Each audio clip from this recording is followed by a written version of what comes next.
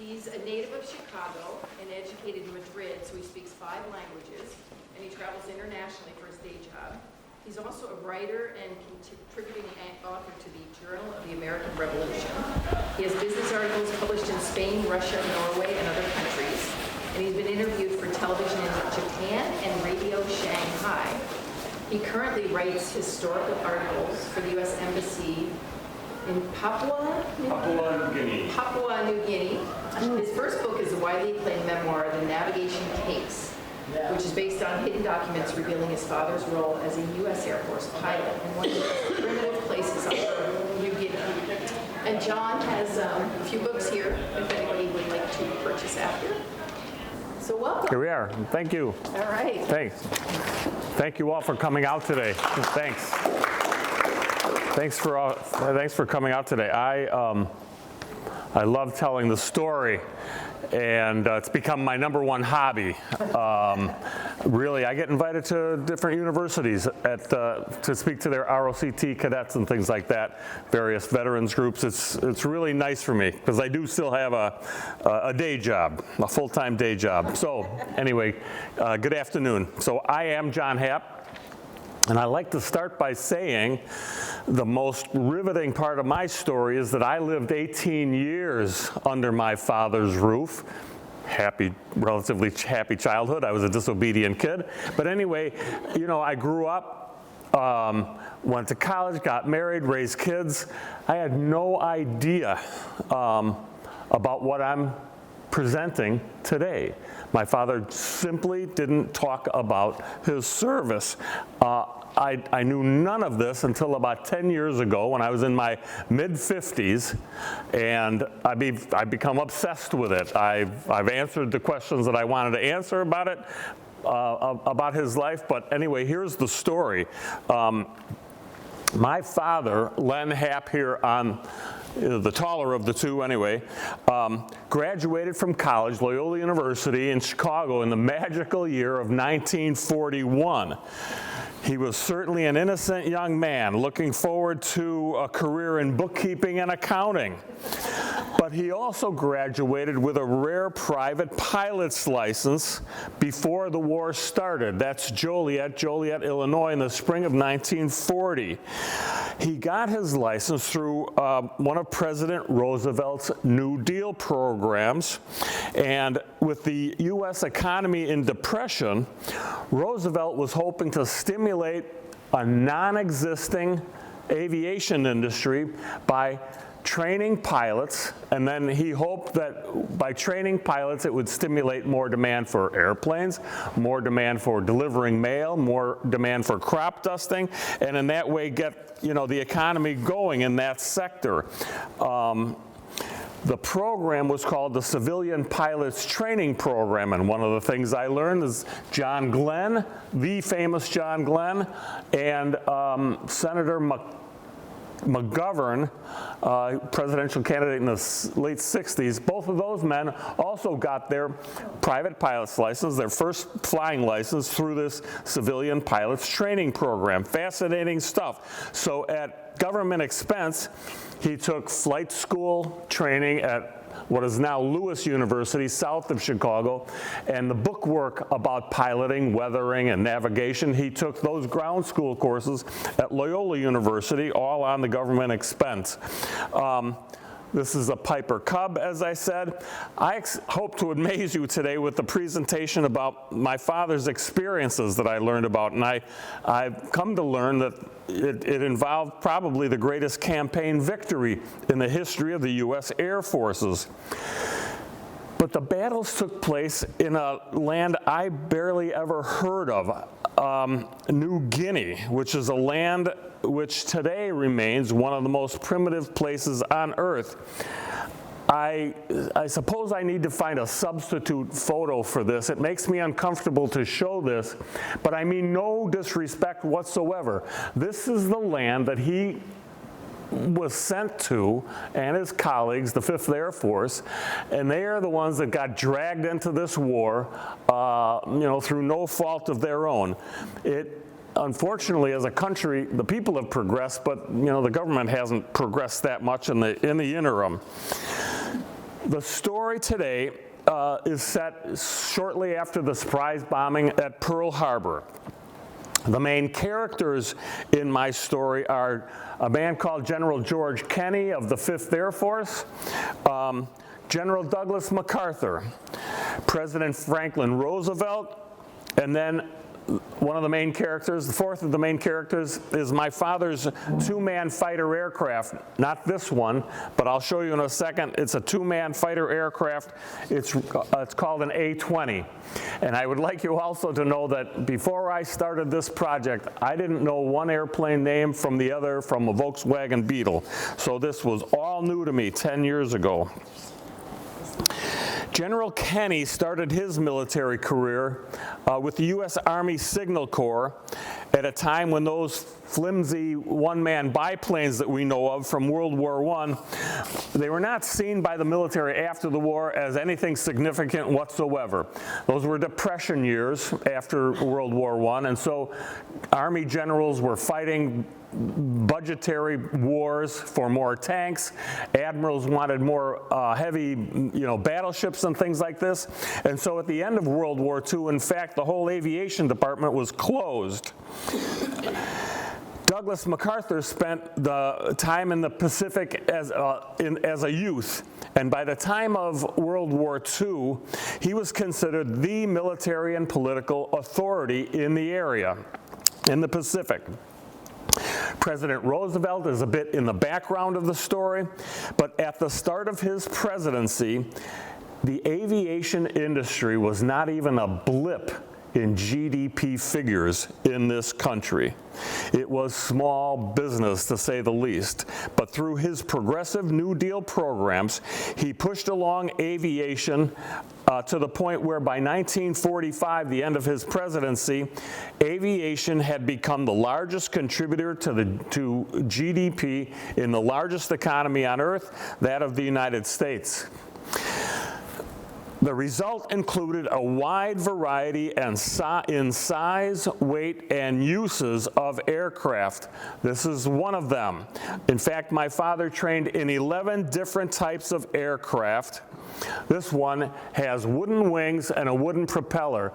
And shortly after introducing this as a training plane, they discovered the heat and the humidity in southern training bases in the United States, the wood would warp. That's how primitive aviation was in those days. This is my father's two-man A-20, which he flew for the majority of the war. Of those 11 aircrafts that he trained in, every following airplane was almost doubling in size, weight, and speed. The very first Piper Cub that he learned on in 1940 weighed 750 pounds. This airplane weighs 15,000 pounds empty. And as I said, he flew it for the majority of the war, and it was an attack airplane that would fly in at treetop level and drop little bombs with parachutes on them to give the pilot time to get away from the explosion. And then they would fly back and machine gun whatever was left over. What I like to point out here as well is that his airplane is called Little Joe. No bikini-clad women, no vulgar statements about going after the enemy. It's named after his 10-year-old brother who was still at home at the time. Now, so after sheltering 6 children, my grandmother and my parents for over 40 years, our family home was apprehensively cleared out. The contents were distributed to each of us 6 children, or it was thrown out, as you can imagine, and the house was put on the market. A lingering curiosity was stirred in me when my mother presented me with this crusty leather briefcase found in our long-ignored attic. You can see maybe in gold lettering anywhere there, case, navigation, dead reckoning, type A4, specification numbers, et cetera, Never saw it before in my life. As I said, my father never spoke about his time in World War II, and I came to realize that over the years, he had meticulously uncreased his military orders, organized the correspondence, the love letters that he had sent home, and organize these various photos like the one that I showed you earlier and pack them all away privately in that navigation case and put it away up in our attic. So I'm going through 3 stacks of materials now after I inherit this case. His letters home, his military orders, and the photographs. And then I was trying to match all this stuff up with the public histories and the biographies, everything I could read. I became so obsessed with it that my wife thought I had a little, well, she probably always thinks I have a screw loose. My brother couldn't understand what I was digging into all this history for kind of thing. As I'm going through this, randomly from within, a newspaper article tumbles onto the floor. And it described a massive typhoon citing, quote, horror and tragedy, leading to the biggest loss of men and equipment in the history of the U.S. Air Force. The fact that it involved my father naturally piqued my interest, but what drove me most, because as I said, he never spoke about any of this stuff. My first question was, where's New Guinea? And if we were fighting the Japanese, what did New Guinea have to do with it? What was my father or any American doing in New Guinea? And that's really what drove me at the beginning of this project. Then we have that whole typhoon and everything, what that was all about. The man I knew growing up was a mild-mannered, warm-hearted, devout, church-going guy. He was a hobby gardener, a hobby fisherman. But I grew up during the Vietnam War era, when being military was not too popular. That's one of the main reasons I try to explain why he wouldn't have spoken about his military service. Because in the 60s, with the Vietnam War, I don't believe many men or women were out bragging about their military service. Kids were questioning what their parents were doing, what America was doing, and why. I remember as a boy growing up in the 60s, haunting TV images of green men trudging through the jungle, rifle in hand, not knowing what was coming at them around the corner. It was gut-wrenching. As kids, high school kids, grammar school kids at the time, neighbors my brother's age escaping to Canada to avoid the draft. Do you remember that? Unbelievable stuff. I only recall when I asked my father about his service in World War II, he would very dismissively say, well, I was a pilot in New Guinea. And because of how mild-mannered he was, I just imagined it was, if I hadn't thought of anything, because I didn't know what to ask, I figured, okay, he's hauling men and equipment from here to there in some kind of a transport capacity. I was shocked. My brothers and sisters were brought to tears to learn through these documents that he was a combat pilot. In fact, he flew 64 violent and deadly combat missions throughout the 1,500-mile war zone that was New Guinea.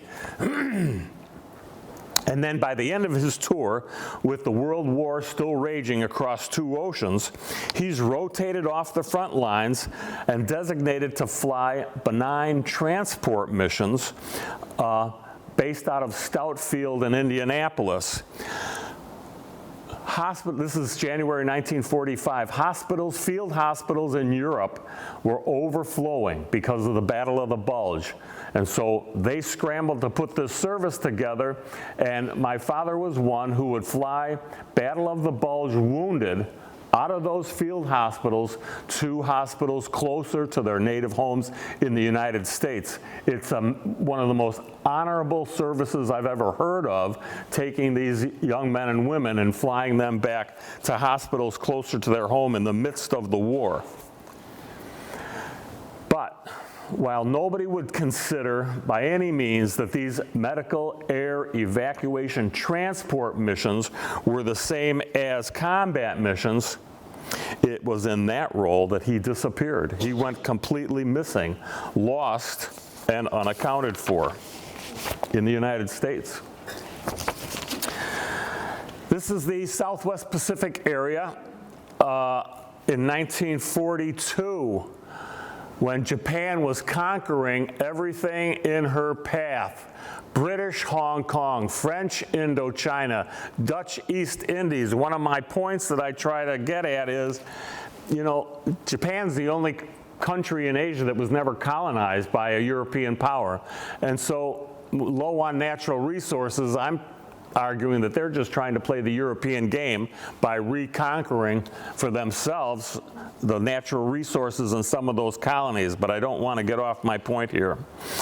This is the island of New Guinea. It's 150 miles across these straits here from Australia. This is the Coral Sea down here. This is called the Halmahera Sea. And from end to end, that's 1,500 miles. It's the size of France and England combined.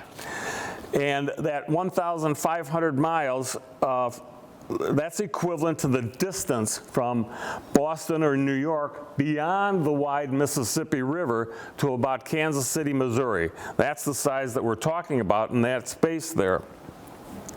Now, shortly after Pearl Harbor, General MacArthur, who was training Philippine troops up here, he's chased from his position there by overwhelming Japanese air and sea power.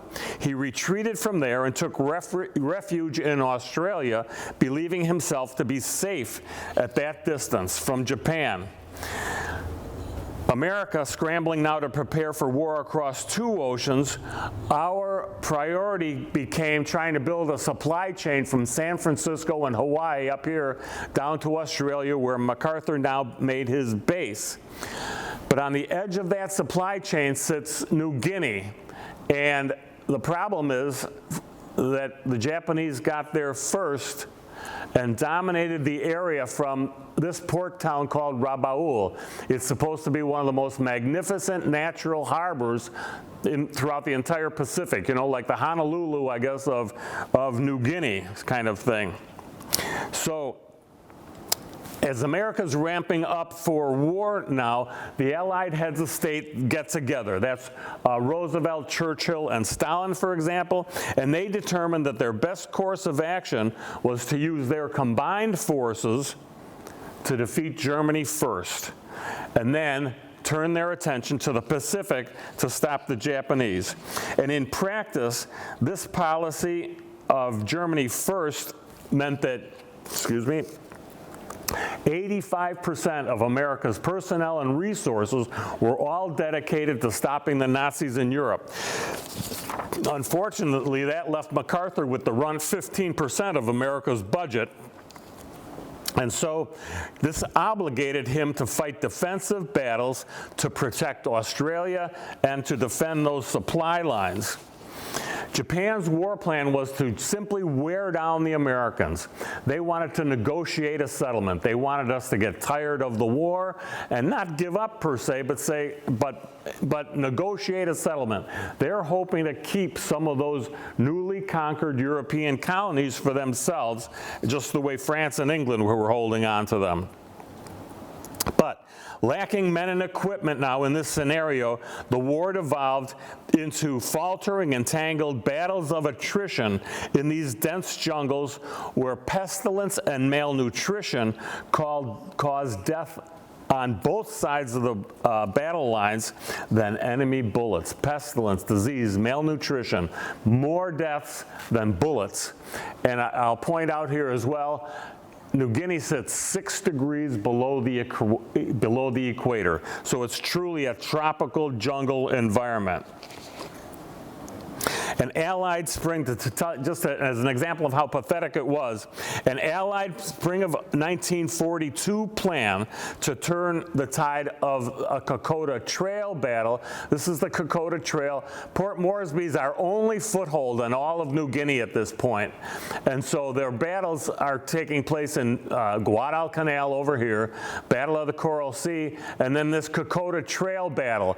The Japanese had been landing men and equipment here since the beginning of the war, and they were pressing on Port Moresby to kick the Allies out of the country entirely. They put together a plan to parachute men and equipment into the dense jungles, because the only path connecting this town called Boona with Port Moresby was a one-person footpath up the mountains, down the mountains, through jungles and over rock-strewn rivers. Impossible to get through. So they think they're going to parachute personnel and equipment into that battle to push the battle lines forward.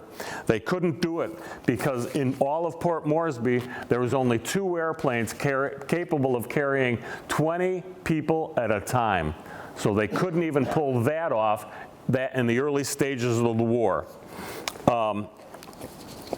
However, in the summer of 1943, this is now 18 months after Pearl Harbor, 18 months of slow, brutal, hand-to-hand combat in those steaming, bug-infested jungles.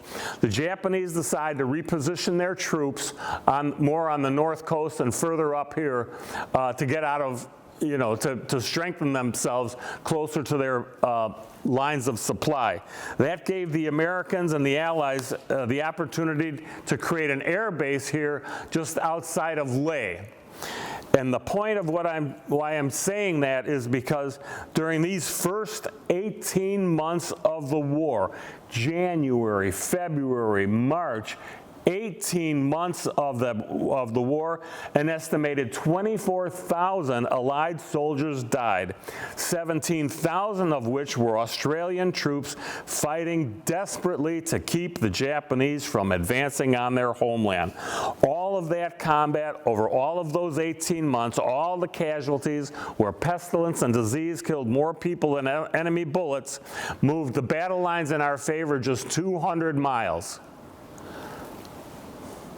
It was not until the fall of that same 1943 that almost 2 years after Pearl Harbor, when this General Kenny was first strengthened. He received some 35 bomb groups, a total of some 3,300 aircraft, and almost immediately, in contrast to that aborted Kokoda Trail airlift, an operation was carried out in which he had 300 aircraft at his disposal to drop some 1,700 troops, paratroopers, into an opening there near Leh where they could create a base called Guisap. And this is the now famous B-25 over stormy New Guinea here. These were used to bomb and strafe the area, to clear the area of Japanese so that the 1,700 paratroopers could land more safely. So we're making progress, but that port town of Rabaul is filling up daily with Japanese troops and equipment, and that's haunting MacArthur both literally and figuratively from the north there. You might imagine that these old wartime generals were hoping to conduct some sweeping ground movements like, I don't know, through, Europe or North Africa. And they were just slowly coming to grips with the dense jungle terrain in which they were working. And so they finally realized the fruitlessness of traditional ground offensive through that inhospitable terrain. And also with his hands tied by that Germany first policy, right? General Kenny devised a plan to leapfrog, to use his air forces to leapfrog past enemy strongholds like Boona that I pointed out there earlier and that port town of Rabaul. He planned to fly just beyond the battle lines to break the enemy's supply chain. So just as MacArthur's working to develop his supply chain from the States down to Australia, Kenny's now using the limited forces that he has to break the Japanese supply lanes and cut them off from their sources of supply. So here, through my father's navigation case, I have what is real history, and it's called MacArthur's Triple Play, and it relates to that article that tumbled out onto the floor, causing horror and tragedy.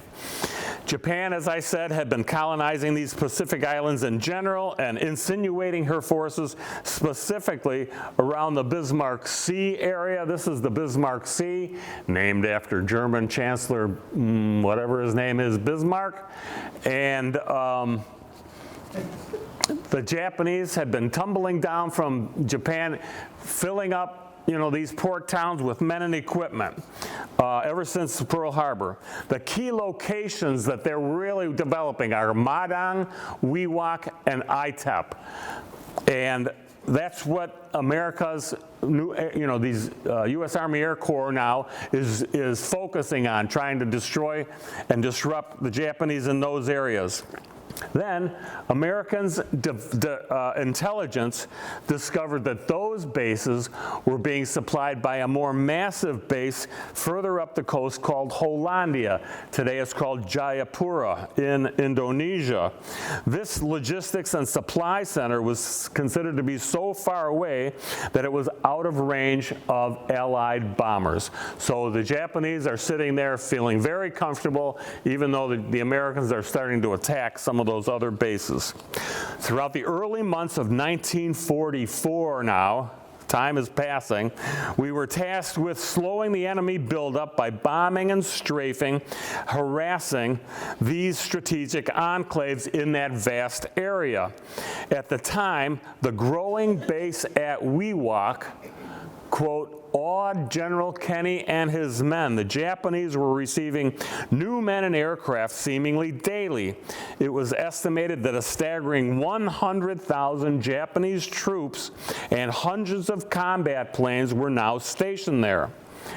Madang, a little bit to the south, was used as a logistics center and a depot, warehousing center. And then the most distant of the targets is Itep. And again, this is where we are basically in Leh. So we're flying here, trying to disrupt the Japanese as best we could. Itep is 400 miles northwest of Leh and still 150 miles south of Hollandia. Sorry about the details, but it goes to the crux of the mission here. Here's my father at work here. This is a digitally enhanced photograph taken by one of his colleagues. Again, little Joe, no naked women, no go get 'em Hitler. So factory specifications stated this A-20 cruised at 280 miles per hour with an estimated range of about 950 miles on a single tank of gas. 475 miles out, 475 miles back. These details again, are important because it goes to the heart of the mission. So, there we are. Allied commanders detailed plans to bomb and harass the landing strips at Itep, the furthest of those bases. Those assaults were intended to test the ship's range and evaluate the men's endurance over this 4 hours long mission. 2 hours out, 2 hours back. On just one of those missions, my father pulled little Joe out of a treetop attack, and he's hit by enemy flak. His windshield shatters in his lap. The deadly scene was recorded by his gunner in his diary. And they still had over 2 hours to fly back to base over those tempestuous seas, cloud-shrouded mountains just below the equator. And I like to point out that I found out about that event when the gunner's nephew contacts me, says, hey, I understand you're working on this. Did you know that? My uncle was Adler, and I knew Adler from my dad's documents. Adler was one of his gunners. The pilots took different gunners on different missions. So Adler's nephew writes me, can you imagine, I beg people, please save your stories, write them down, save them somehow. For me and people like me, it's invaluable, this information and how it contributes to history. Oops, sorry about that. Sorry for going off camera there, boss. So it's just invaluable. My kids have all this and they understand my enthusiasm, but maybe they won't be saving all this material. But it'll tumble to a grandchild or a nephew, so just a little commercial there. Please save your documents and your histories and if you're a bricklayer, if you're a carpenter, or if you were in the military, you just gotta save your stories. So, As these bombing raids now, back to ITEP, as they're starting to show results, the Japanese in turn started to cautiously move men and equipment out of that area.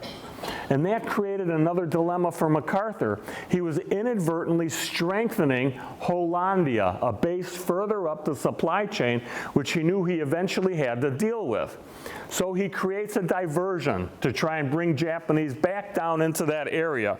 And he is, and this is what's detailed by this gentleman by the name of Dulac. He's telling the men about this mission that they're going to undertake. The diversion is to fake an attack on Madang, the first of those 3 cities up the coast. And again, it's only documented in my father's correspondence for some reason and in his military orders. I don't know why. On March 12, a stream of Australian troops laboriously reached to within 30 miles of Madang via those jungled inland routes, simulating a traditional ground offensive. From the sea, a platoon of U.S. troops landed on a nearby coast, representing another prong of the attack. The Japanese took that as bait, and they thought that the Americans were starting another ground offensive, which is exactly what the Japanese wanted. They wanted these battles of attrition to slow down the Americans and to get us to settle for a negotiated peace. As that battle raged then, MacArthur's theatrics continued, and he ordered more troops to land at Hansa Bay. A little bit on the screen here, Madang is basically where he's pointing to here. Here's Hansa Bay, and then Wewak is further up the coast. And so we're faking a ground offensive on Madang, and then we're giving the impression that we're positioning ourselves to attack Wewak. The long and the short of it is the Japanese took the bait, and troops started moving out of Hollandia back into this battle zone around Madang and Hansa Bay. Those bombing raids on ITEP, in which my father participated, showed General Kenny that he could probably get a little bit more out of those A-20s than the factory specifications were designating. So when MacArthur found that out, he impetuously orders a full-scale bombing raid on Hollandia with those A-20s. So my father, when they got to that mission, he's a pilot, of course, and he writes in his correspondence, "It was a very important mission because it was the final blow in the campaign known as MacArthur's triple play. The triple play was bypassing Madang, Wewak, and ITEP to take out Hollandia, which the Japanese never expected," unquote. That line, that passage, that mission is described nowhere else in history. I'm in touch with the MacArthur Foundation. We're trying to it lines up with all the public histories, but this MacArthur's triple play, as it's known, is unique to my father's correspondence and that navigation case. In that same correspondence, now my father he's an Army Air Corps captain and an operations officer. He went on to describe the scene further. "It was known we were going to operate the A-20s in the upper limits as far as gas and mileage were concerned, and the weather forecasts were marginal. So on April 16, 1944, the men are briefed on their mission and assigned their various roles. The overall attack included aircraft from multiple Allied bases, an estimated 300 aircraft. My father wrote, in fact, the whole damned 5th Air Force and 3rd Attack Group was deployed." Again, here's the famous B-20 over stormy New Guinea. From the start of the mission, the men noted typhoon-like weather building up all around them. High winds were jostling the men in their cockpits and rattling their wings. My father recorded, however, quote, "But we all took off because of the importance of the mission. Of the over 2-hour flight to their target," he added, "I was leading a flight of 3 aircraft, and we were to drop 500-pound bombs with our B-25, and then with the A-20s, hit the deck, that is to go down to treetop level to bomb and strafe. The two-man A-20 aircraft could carry a load of over 24,000 pounds. The B-25, 5 men operating it, carried 55,000 pounds of bombs.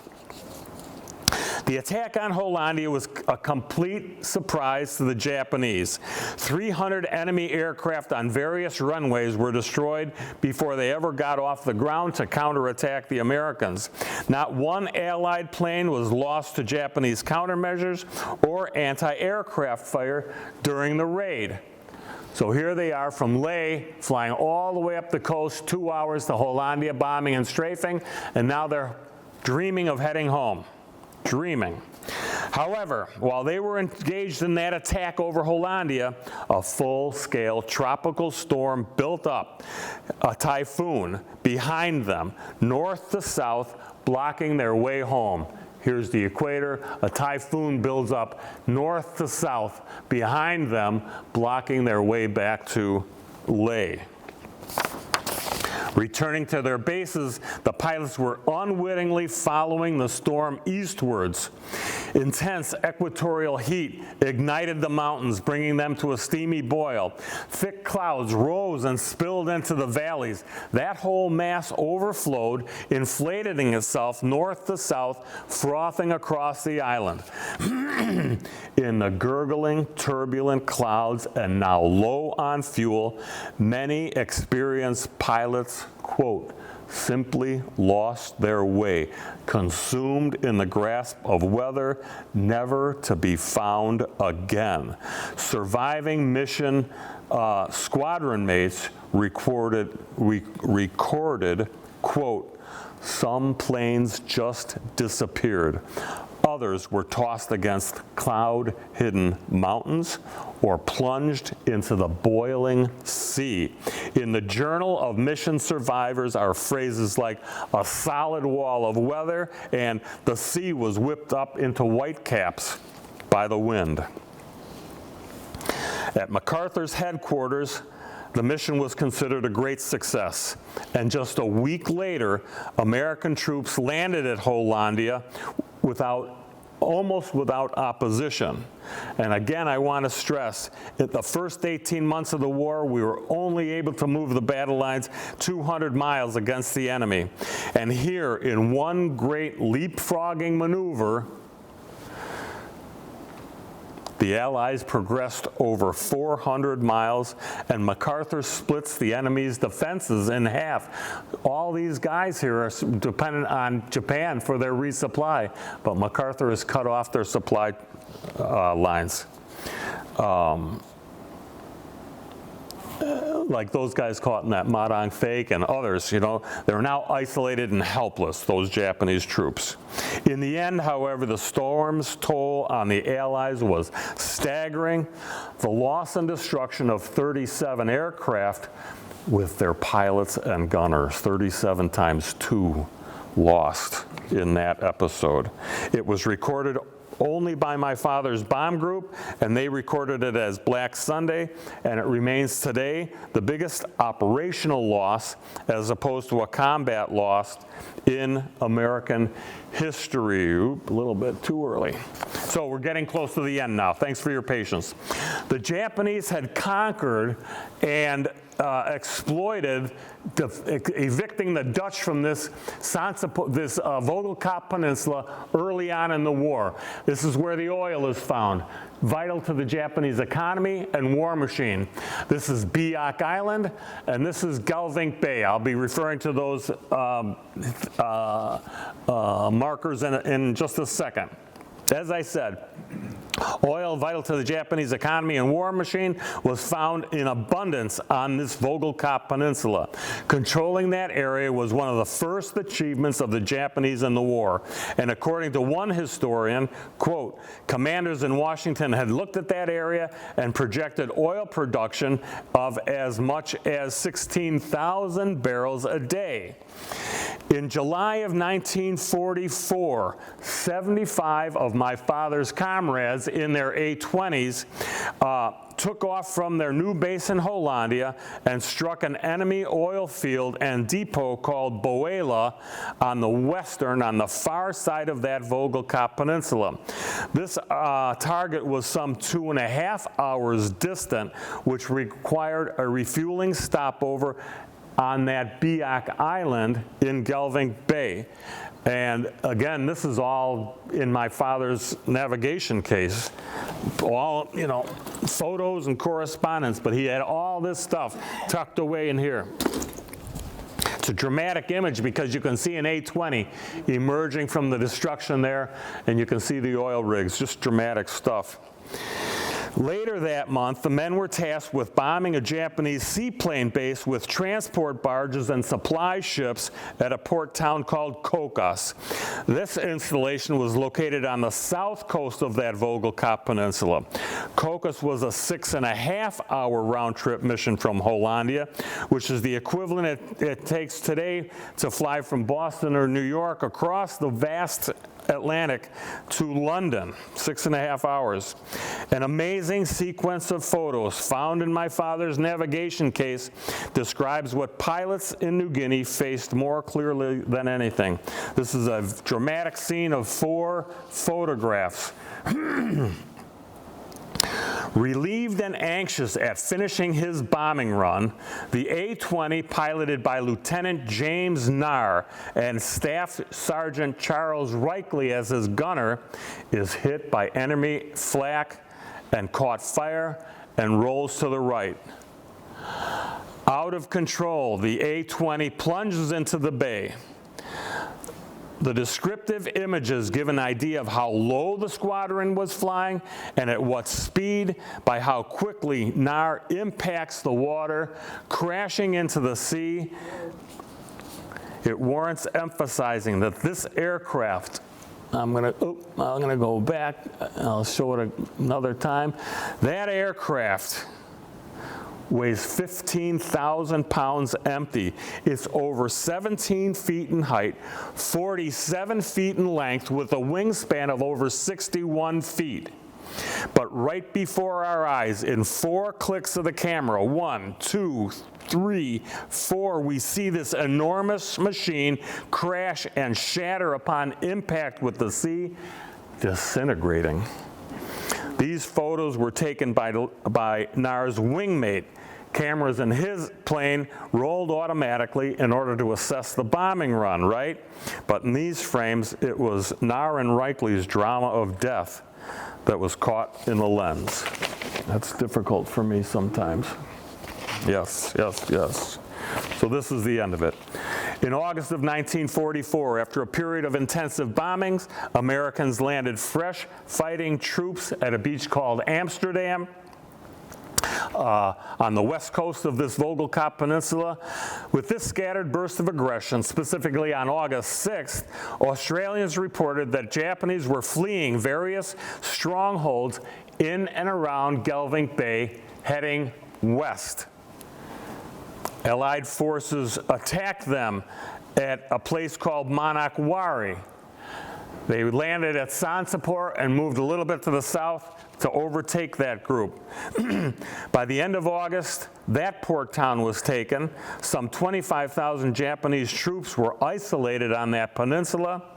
Trapped and cut off from their supplies, those soldiers represented the final enemy opposition on all of New Guinea. This is truly the first war of its kind and is starting to become recognized as the greatest Air Force campaign victory in American history. The Japanese threat once reached Port Moresby down there on the south coast across the straits from Australia. During the first 18 months of battle, as I said, 24,000 Allied soldiers died, moving the battle lines just 200 miles, as I've said a couple of times. By the time General Kenny was reinforced with a bare minimum of what was allowed under that Germany First policy, the results and the statistics became amazingly clear. The progress from Leh to Hollandia, while costing upwards of 9,000 Allied air and ground forces, moved the battle lines over 400 miles over 500 miles in the first 4 months of 1944 alone. And then later, another 4 months later, with the liberation of this Vogelkop Peninsula, the Allies commanded air superiority over the 1,500-mile length of New Guinea, from the Coral Sea in the southeast to the Halmahera Sea in the northwest.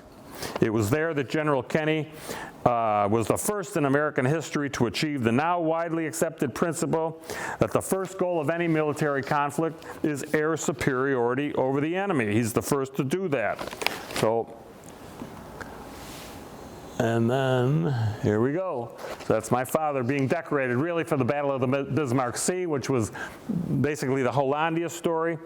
And that's basically the story. He goes on to fly mate missions, as I said, medical air evacuation transport missions, and all of that we know about through his correspondence back to his girlfriend, who becomes my mother. And I like to end by saying throughout this entire process, I have really come to learn that my father was truly a man out standing in his field. Thank you. Thank you for laughing.